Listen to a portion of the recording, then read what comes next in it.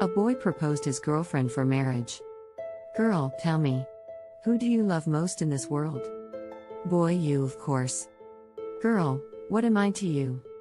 Boy, the boy thought for a moment and looked intently in her eyes and said, You are missing part of my heart. She smiled, and she accepted his proposal.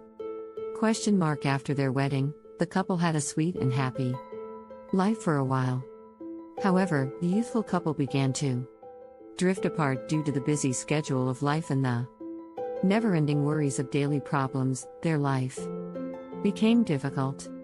All the challenges posed by the harsh realities of life began to drift away their dreams and love for each other. The couple began to have more quarrels, and each quarrel made the relation more worst. One day, after the quarrel, the girl ran out of the house. At the opposite side of the road, she shouted, You don't love me.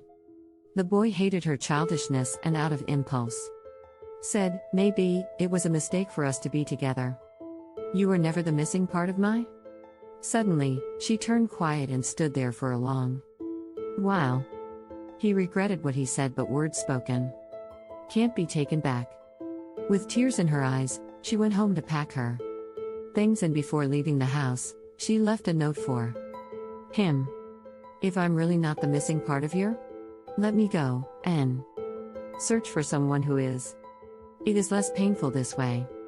Let us go in our separate ways and search for our own partners. 5 years went by. He never remarried, but he had tried to find out about her life indirectly. She had left the country and was living her dreams. He used to regret on what he did, but never tried to bring her back. In the dark and lonely night, he lit his cigarette and felt the lingering ache in his heart. He couldn't bring himself to admit that he was missing her. One day, they finally met. At the airport, he was going away on a business trip. He saw her. She was standing there alone, with just the security door separating them. She smiled at him gently. Boy, how are you? Girl, I'm fine. How about you? Have you found your heart's missing part? Boy, no. Girl, I'll be flying to New York in the next flight. Boy, I'll be back in 2 weeks' time. Give me a call when you are back. You know my number. Nothing has changed.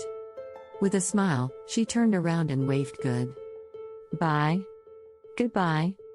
Same evening, he heard of a plane crash which was headed to New York. He tried to know about her and found that she died. Midnight. Once again, he lit his cigarette. And, like before, he felt the lingering ache in his heart.